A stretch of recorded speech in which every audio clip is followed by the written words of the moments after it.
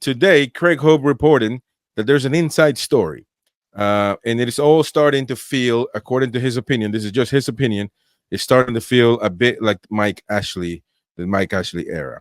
And that is strong words, of course, every time you mention that person. But he said Staveley and Ghodoussi forced out. Forced out. Yeah, I Second, believe that.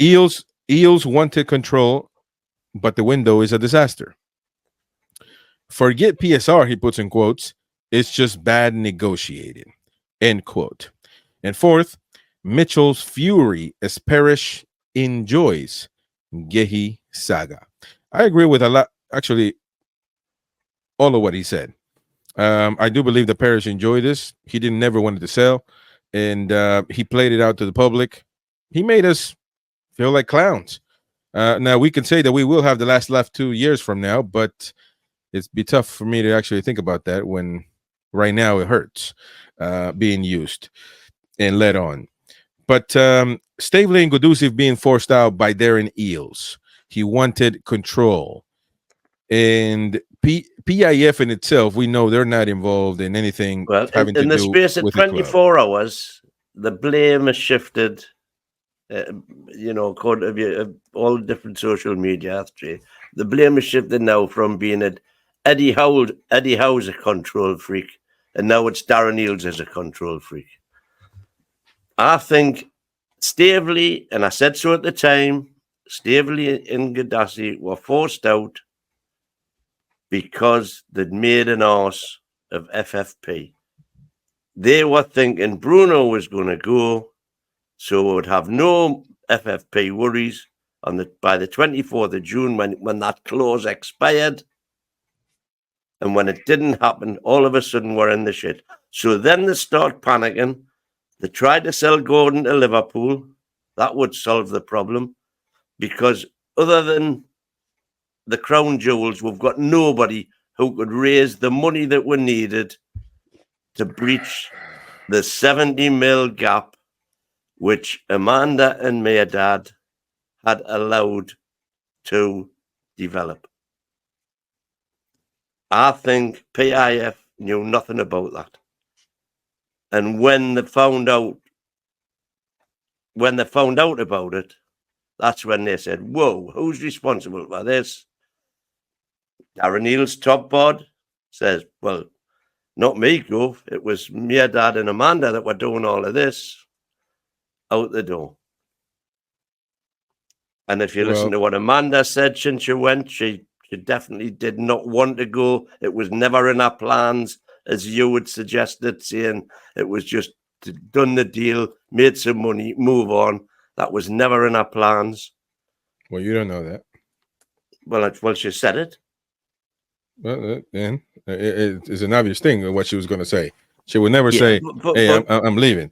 I'm leaving because this was a business." The bottom line is, you could argue she deserved to go. Yeah, well, but this is the thing. Somebody put us in PSR. But the thing is this, because I've said it myself. I think Amanda and Mairdad were in for the business. They did us great along those lines, obviously, and so we're thankful for that. But they're business people. Now, with that being said, putting the blame on PSR on them, this is pretty clear cut. There is nothing hidden. How did they mess up in PSR other than getting players, which are good? Gordon, Isak, Guimaraes, Tonali, buying those players. Well, that's what put us on the wrong side of PSR. That's fine. And they thought they'd be able to rectify that by selling Bruno. Yeah, but I think the greatest thing was not to sell those guys. I think to keep that core was, especially looking in hindsight with this horrible window. It's the greatest thing that we didn't lose our crown jewels, as you said. So I'm agreeing to a certain extent with you. However, still was a shite window. And but I was saying it all along every day, and you were saying to just wait. But look, I was. We did that yesterday because I didn't think they could be stupid enough. Well, certainly not to do something. Yeah. So I was just I had faith that somewhere in the background we're just going to go poof, and there's another Isak. Yeah, and it didn't but happen. I was wrong. How but many it certainly times did. have I got to say I was wrong about No, that? no. That's fine. That's fine. It certainly didn't happen. But that's the thing. You said Eddie Howe was talked and nicknamed the problem yesterday, all day and the day before, but certainly yesterday as the problem, which I agree with you that I don't think he is. I don't think he had anything. Well, I think, look, it'd be naive to say that he doesn't have anything to do with the players that we What go I'm for, saying is the but story he that was doesn't. being peddled on the back of something that Craig Hope wrote, except Craig Hope didn't write it. Everybody quotes what he said, which was gay or nothing. That might have been the case with regard to a centre back, but not gay or nothing. Nothing. If I can't have Like gay, no I other. don't want anybody. Yeah, which I agree with that It's just 100%. ludicrous to think he would have said that. It would be. I agree with you 100%. I don't. I just don't think on Gehi. I could agree, and even if he did say Gehi or He nobody, might have went along the lines of, look, okay, if we're not, I'd rather get him eventually than get somebody in now who's not as good. You know, something or along those lines. I don't look, know he what, could but have. we're all just Look, speculating. we're speculating. I'm saying that he could have said as well, if not Mark Gehi, then bring me another one that is Mark Gehi. Do we have proof that the Paul Mitchell did bring him? I don't know, another 10 Mark Gehis? We don't. Well, So we're doing.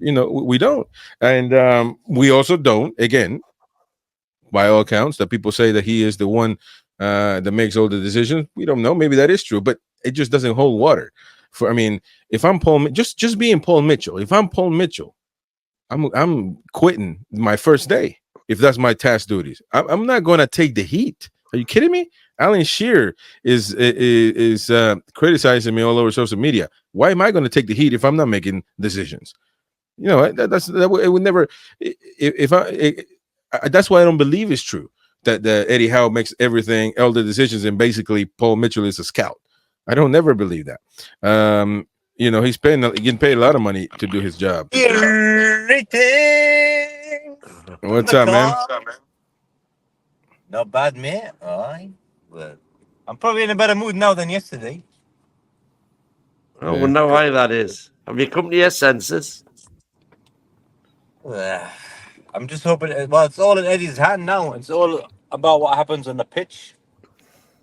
That's it. That's exactly what it's about now. But there's always been He needs about to work that. with what he's got left. So, when it comes to Eddie, though, it's always been about that. yeah. In my opinion. Craig Hope, I don't believe a word that guy says. Well, listen. I do believe what he says, but I do agree with what you said yesterday. If I feel like there's a reporter that is, if people didn't know this, by the way, you got to look up what the freedom of journalism, freedom of speech, and look it up and actually see what that means. Freedom of the press, rather, is what it's called. Freedom of the press is letting the press say the truth, letting them and not hide the truth, right, and not coerce the truth. So if this is a Newcastle United, this is a big club, historic club. It pulls the masses. So if I'm listening to somebody, if I'm listening to somebody say that Eddie Howe and lying to people, if that's the case, lying to people that Eddie Howe is the one that makes all the decisions, and it was Gehi or the highway, and it was only Gehi for the whole window. That's the only player that he wanted. If I hear somebody say that lie, the next time I'm seeing them, I'm like, why are you deceiving the people? Why are you deceiving the fans? Why are you lying to them? That would be my question. Now, does Eddie have to answer every rumor? No, but you're clearly talking to, as I say, a respected, media outlet like the Daily Mail, as well. It could be the Sun, it could be the Telegraph, it could be Sky Sports. And I know that people, again, I keep saying this. Some people in the chat will say, "Well, the Telegraph is shite. Well, the Daily Mail is shite. The Sun is shite." Well, everybody's shite, but everybody's got an opinion and detractors as well. So fans and detractors. So in this case, there still are a respected media outlet by a lot of people. So if I'm seeing somebody like that is lying to the fans about me or what I said or what, then I'm going to confront them. And like to your point, yesterday you said that Bacon Boy Bruce called him out. And now I don't know if I would just kick him out and never, because I don't think that's, again, freedom of the press. But Yeah, well, that's what Bruce did with Craig Hope. yeah, but I don't know if I would kick him out. But certainly I would call him out in front of the cameras and say, "Why are you lying? I've never been involved in that. I've never said Gehi or nothing. I've never. I'm not. Which Eddie Howe has said as well on cameras. He has nothing to do with negotiations. That's not his job, and it makes sense that it's not his job. So I really don't know the people that says that Eddie is holding people back. Now, Japadoni says right there, look, the Daily Mail is very much shite, matey. Not the paper used to be 20 years ago. But there are people that are going to say that about Sky Sports, that are going to say that about the Telegraph, that are going to say that about the Sun, that are going to say that about the Chronicle. They're going to say, well, the Chronicle is kind of clickbaity, but regardless, they're going to say it about anybody. So all papers got detractors, man. So that, if that's the what we got to go by, I might as well report everything going on in Newcastle. Craig Hope is a respected journalist who's got the ear of the club. There's no doubt at all about that. Hell says, well, a certain person flies in tomorrow from PIF, and the naughty person in the back room will be punished at half time on the centre spot. There, we can't hear your car so much now, Roy. What do you think about that? I hope so. Thing is, if PIF are going to punish someone, it's going to be Darren Eales, because he's basically the top guy. He's the GM or the director, so he's the top guy. I'm not going to go speak to the rest of them. So he's the one I'll speak to first. With Eddie, I'll speak to him about stuff that's happening on the pitch, but running of the club, it's him. So before I go to Paul Mitchell or Eddie or anyone, I'm going to Darren Eales. Yeah, he's got an answer. Yeah, what have you been doing? Isn't it funny in 24 hours that the finger now, instead of being pointed firmly at Eddie Howe, has been suddenly directions changed, and it's now being pointed at Darren Eales.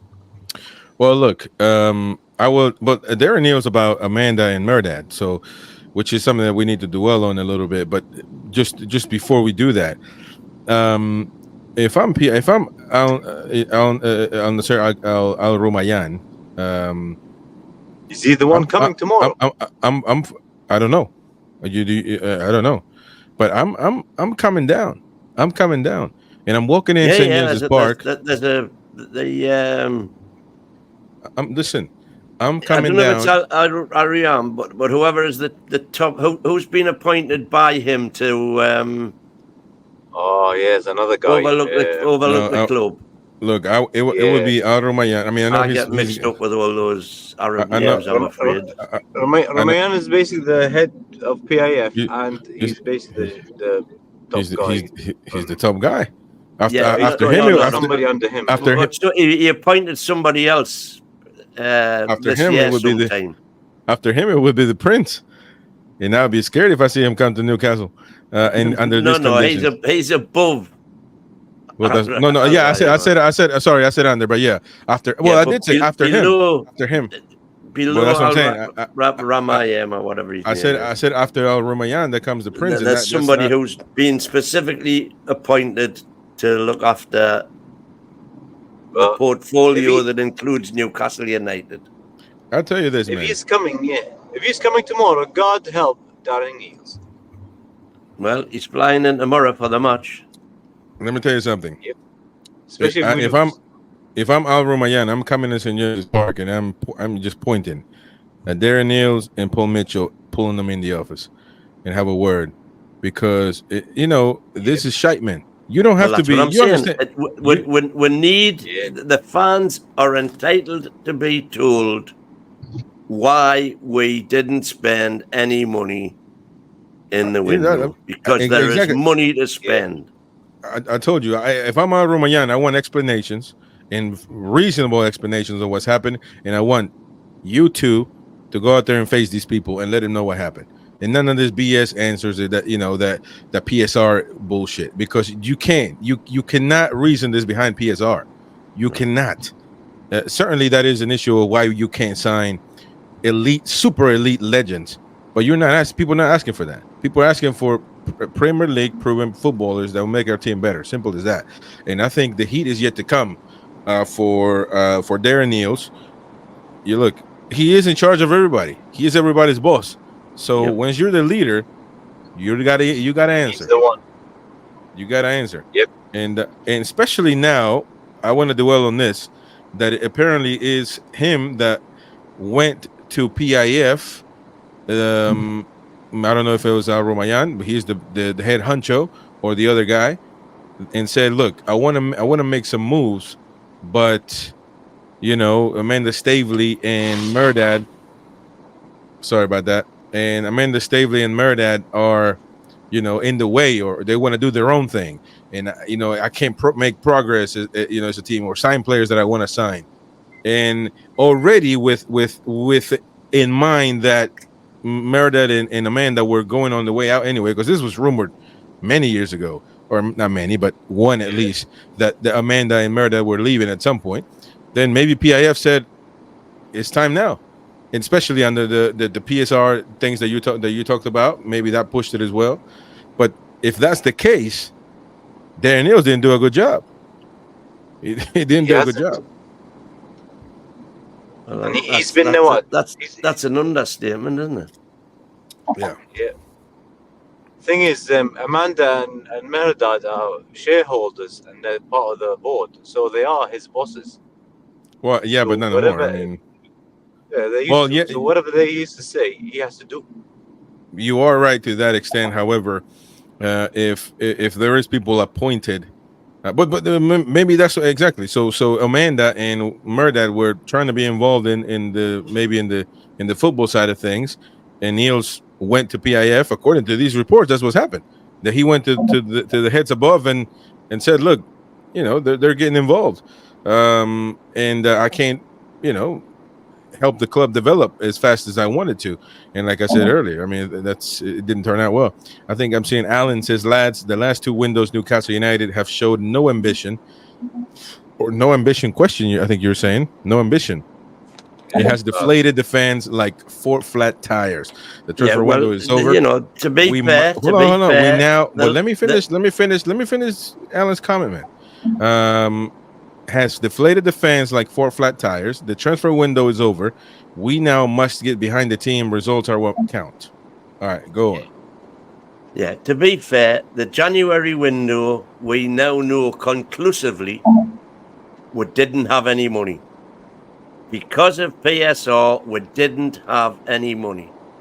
Not only did we not have any money, we were already coming up to 105 million on the 3-season rollover. And if you do the transfer sums, you can see that. But what we do know, as I did on the spreadsheet, was as of the 30th of June, after we'd sold Minty and Anderson, the books were balanced. So we then had all of the money that I've already delineated and identified. We had at least 100 million that we could have spent. And we proved we had 70 million or thereabouts by going for Gay. So to say we had no money this window just doesn't hold any water at all. Every other club in the league is spending hundreds of millions, literally hundreds of millions. And we've spent 38 million. 38 and plus 19, that's like plus 57, even if you include Blackademos at 19. Yeah, about 55-ish, something like that. Yeah. What's that, sorry? So it's about 55-ish, something like that, around there. Yeah. Oh, sorry, and then we had 10 million for Asula.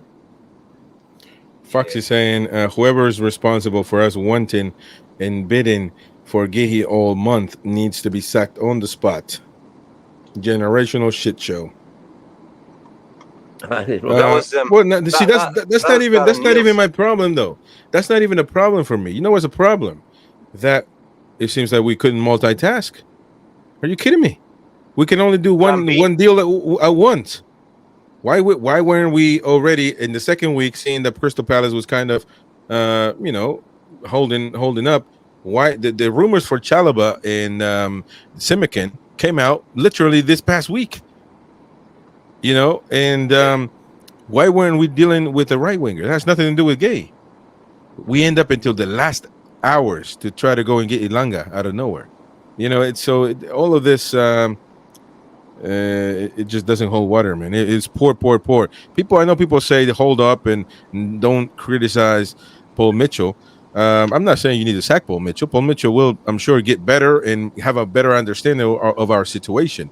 However, he had 2 months. It's not like he came in at mid window. He had 2 months, and this is his job. This is his job. He didn't come in and learn how to do this job. This is what he does. He makes his bread and butter 3 months out of the year. 3 months out of the year. And this is what 2 of those 3 months. So I need to criticize him. Of course, I'm not saying he needs to be sacked, but he needs to be criticized. He needs to be questioned.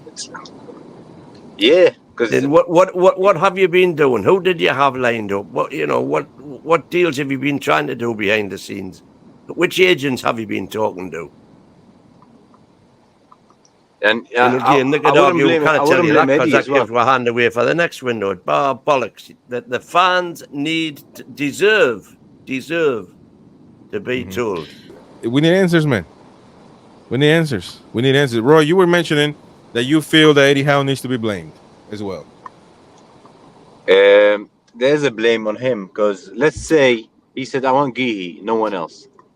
Then that's when Paul Mitchell will go to Palace and try to get him. And obviously, he's not for sale. So when a player's not for sale, you'll have to match what they want. So I can't believe it takes about 3 or 4 weeks to find out what Palace wanted. And they obviously want to sell him. We would do the same thing.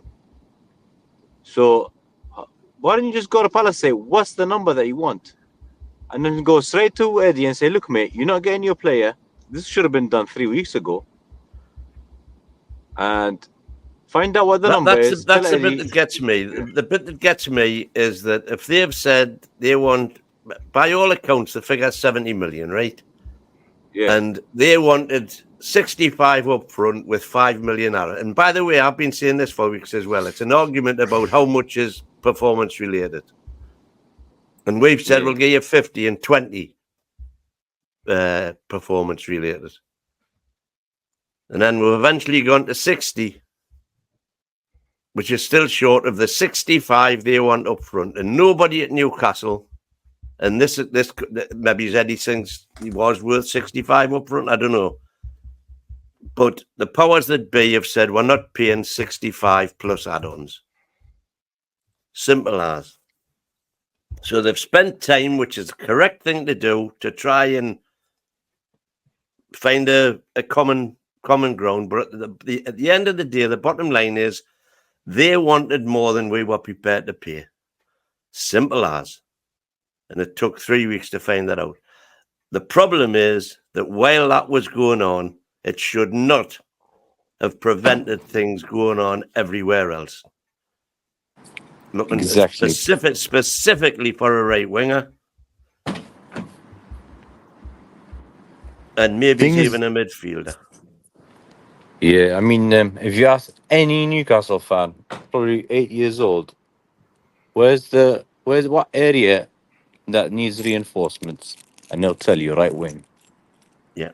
Which is baffling when you got all these professionals. Which is why that's why I've been taken completely by surprise, because I could not believe that we've got another window without signing a right winger. Here's the thing, man. This is pretty simple. This is just math, man. Simple math. If you want to beat PSR, you have to sign every window. You have to sign every window if you want to beat PSR, because you're not going to be able to do it all at once. So you got to make a signing. Look, if we would have signed, the window is relevant. It's the financial year you've got to do it in.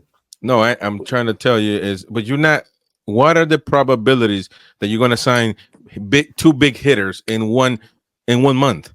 You know, it just doesn't happen, man. That's what I'm saying. The practicality of just saying, you know what? If we would have signed Margui and nobody else, I would have told you it's a positive window. It's a positive window. Yeah. But And then the next one, you got to try to add one more and one more and one more, because you can't just do it all at once. You can't do it all at Why? once. But you cannot. You cannot do it all at once. There was We couldn't even- absolutely we- nothing to stop us buying two Well, 50-plus signings this window. Yeah, Or apparently there was. We didn't. even 100-plus. Apparently there was, because we didn't.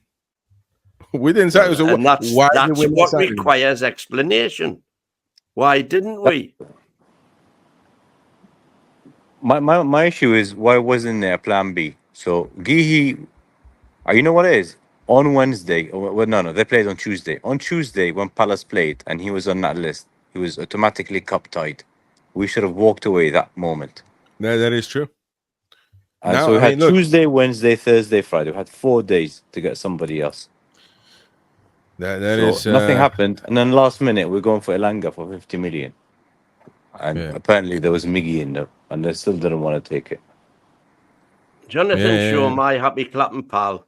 Why is everyone acting as if our season is over? We have the strongest squad since I can remember, and everybody is acting presumably run out of characters, but everybody's see, acting as if this we've is the got the thing. worst Yeah. team in the world. Look, Jonathan Shaw has his opinion. Obviously, I respect that. I don't agree with it. I'm of the. See, there are I different agree with types it. of. No, I understand that, but that's you. I'm talking now, so I'll say my piece. I don't agree with it. At some point in time, we have to pause for a minute and talk about what's happening and criticize what's happening. Now, we don't know if it's going to be a great season. Hopefully it is. And hopefully the players have a clear mind. Hopefully the players are not unsettled by future moves because nobody signed in and the squad is not improving. We have a good squad. We have a good midfield, a terrifying midfield for the opposition. One gets hurt and we're back in gloom, in my opinion. And we're going to talk about Joe Willock in a minute as well, talking about injuries. But Tonali, Bruno, and Joe Linton are unbelievable midfielders. But if one goes down, we're in a world of hurt because Longstaff comes on, Joe Willock hurt comes back on, Joe White is gone, and we don't have right now. See, this is why you're telling me, Mighty Win, that why can't we do it in one window? So in one window, which is not presumably, is going to be the one coming up, the winter window, 1 month, which is notorious for clubs don't sign big signings, and they just add to the squad to strengthen. They don't. Osimhen is not making a move. Mbappe is not making a move in the winter window. None of those do. You're going to mention Bruno. You're going to mention Bruno Guimaraes. You're going to mention Bruno Guimaraes, which nobody knew he was going to be a good player until he came on, a great player like he is now. So it's not like he was a Mbappe in League On and he came on as that big worldwide signing. So with that being said, all of a sudden in the winter window, 1 month, you're going to bring in players back up for the midfield, a right winger, a center half. You're going to do all that in one window. No, this window, I would have just brought in a right winger and a centre half. Well, that's what I'm saying. That's why I keep telling you got to do it a step at a time. Because it's tough. Yes, it is. Because clearly something happened now. Yet again, is what I think's happening. England haven't appointed a head coach. They've appointed Lee Carsley as an interim head coach. PIF aren't sure still whether they like Eddie or not to take them the next step. So they haven't backed him this window. They're going to see how we get on till January. If they get the opportunity to sack him because we're bottom of the league or whatever, they'll sack him. And then that gives them the war chest in January that they haven't spent in this window to back the new manager and get whoever he wants. There you go.